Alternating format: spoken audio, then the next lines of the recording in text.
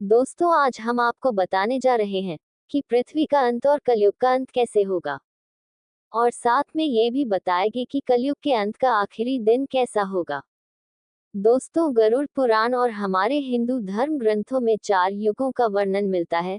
सतयुग, द्वापर युग, त्रेता युग और कलयुग। हमारे शास्त्रों में कलयुग के बारे में बताया गया है कि इस युग को अंधकार के युग के नाम से भी जाना जाएगा, और जिसमें कलयुग कर इन चारों युगों में सबसे खतरनाक और भयावह होगा।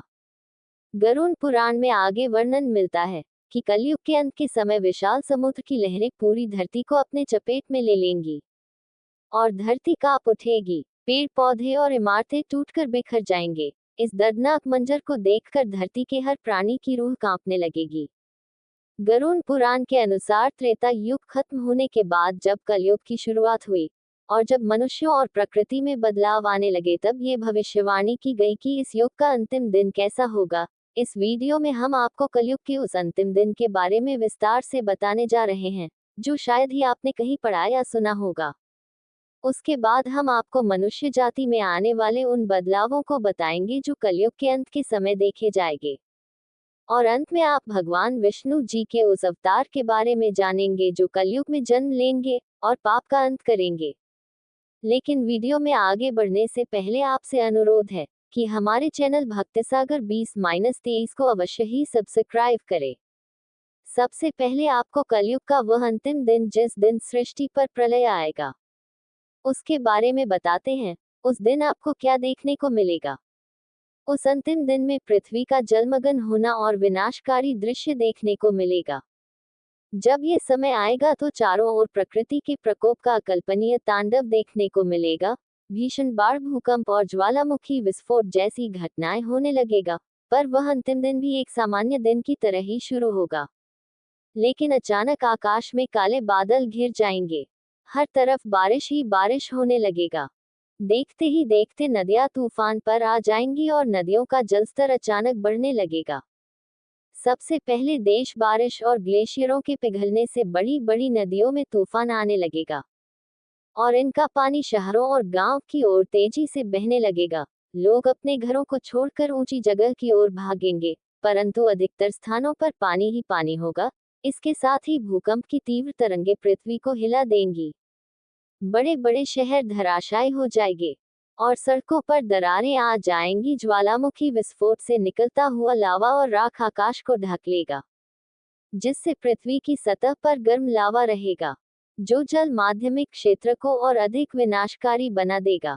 उस समय जीवन का संघर्ष अत्यंत दुखद और विनाशपूर्ण होगा। लोग अपनी जान बचाने के लिए संघर्ष करेंगे, लेकिन चारों ओर पानी और लावा की चादर बिछी होने के कारण उनका बचना मुश्किल होगा। ऊंचे पहाड़ पर कुछ लोग जीवित रहेंगे, लेकिन वहां भी सुरक्षित रहने की संभावना बहुत कम होगी, क्योंकि जलस्तर लगातार बढ़ता ही जाएगा और हवा में घुटन और जलती हुई राख के कारण से सांस लेना मुश्किल हो जाएगा। प्रलय के इस दृश्य के बाद धीरे धीरे जलस्तर कम होने लगेगा। एक नई सृष्टि का अंकुर फूटेगा। ये समय होगा जब धरती पर धर्म, सत्य और नैतिकता की पुनर्स्थापना होगी। भगवान विष्णु के अवतार कल की अधर्म का नाश करके धर्म का मार्ग प्रशस्त करेंगे। पृथ्वी का जन्म होना एक भयावह घटना होगी जो पुराने युग का अंत कर देगी और एक नए युग का आरंभ करेगी। इस विनाशकारी घटना के बाद धरती पर एक नया युग आएगा, जो शांति, सद्भाव और धर्म का प्रतीक होगा। जो लोग बचेंगे वह एक नई उम्मीद के साथ एकत्रित होंगे और नई सृष्टि का आरंभ होगा, जहां धर्म, सत्य और नैतिकता का शासन होगा। यह एक नई शुरुआत होगी, एक नया युग, सतयुग, जो शांति, सद्भाव और धर्म का प्रतीक होगा। भागवत पुराण में कलयुग के अंत की अवधि का वर्णन इस प्रकार से मिलता है। कलयुग के अंत में जाति भेद समाप्त हो जाएगा। उच्च जातियों के लोग भी भगवान के विषय पर कोई चर्चा नहीं करेंगे, और जब शासन की शक्ति समाज की सभी सीमाएं तोड़ देगी तथा सारी सत्ता अपराधी, धोखेबाज और हत्यारे या उनसे कमतर लोगों द्वारा चुने गए मंत्रियों के हाथों में स्थानांतरित हो जाएगी। जब अपने चरम पर पहुंच जाएगा समय, तब भगवान कल की सबको दंड देने के लिए प्रकट होंगे। अब आगे दोस्तों क्या देखने को मिलेगा? दोस्तों, कलयुग के कितने कम वर्षों में ही ऐसा लगता है जैसे पाप अपनी चरम सीमा पर आ गया है। लेकिन जब भयंकर कलयुग आएगा, तब स्थिति और भी भयानक होगी। तुम्हारी धरती पर अमल वर्षा अर्थात एसिड रेन होगी, जिसके कारण फसलें पेड़ सभी नष्ट हो जाएंगे। और विष्णु पुराण में बताया गया है कि कलयुग का अंत नजदीक आने पर मनुष्य की आयु 100 साल से घटकर 20 वर्ष रह जाएगी। शरीर कमजोर और रोग में वृद्धि हो जाएगी। प्रकृति इतनी गर्म रहने लगेगी कि संतान उत्पत्ति में समस्या होने लगेगी। प्रकृति में होने वाले बदलावों की वजह से संतान विकलांग पैदा होने लगेंगी और मनुष्य में जीवित रहने की इच्छा का ही नाश होता नजर आएगा। भागवत पुराण के अनुसार इस युग में शास्त्रों और वेदों का पालन कोई नहीं करेगा। लोगों के अंदर धर्म जैसी भावनाएं नहीं होगी। इस वजह से पूजा पाठ व्रत उपवास आदि धार्मिक प्रथाओं को कोई नहीं मानेगा। भविष्य पुराण के अनुसार कलियुग में विवाह को समझौते के रूप में देखा जाएगा। महिलाएं आपस में विवाह करने लगेगी और पुरुष पुरुषों से विवाह करेंगे। भाई बहन का भी आपस में विवाह होने लगेगा। हम आपको बताएंगे कि जब कलयुग के 5000 साल पूरे हो जाएंगे तो गंगा नदी सूख जाएगी।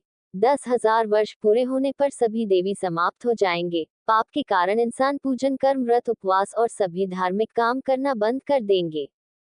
जमीन से अन्न पैदा होना बंद हो जाएगा और खाने के लिए लोग आपस में ही लड़ने लगेंगे।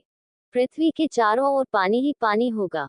कलयुग के अंत का वर्णन करते हुए आगे भागवत पुराण में लिखा गया है कि कलयुग का अंत आने पर पृथ्वी का नाश हो जाएगा और शास्त्रों के अनुसार इसके बाद 1,70,000 वर्षों का संधिकाल शुरू होगा और पृथ्वी सूख जाएगी। इसके बाद धर्म की पुनः स्थापना होगी, जिससे अगले चरण में सतयुग की शुरुआत होगी।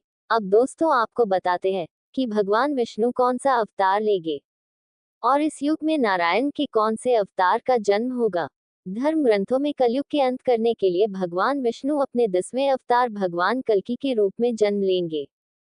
फिर भगवान कल्कि की पूजा होना आरंभ होगा। दोस्तों इस प्रकार आपने जाना कि कैसा होगा कलयुग का अंत। अब वीडियो को यही समाप्त करते हैं दोस्तों। वीडियो को लाइक अवश्य करें। धन्यवाद दोस्तों।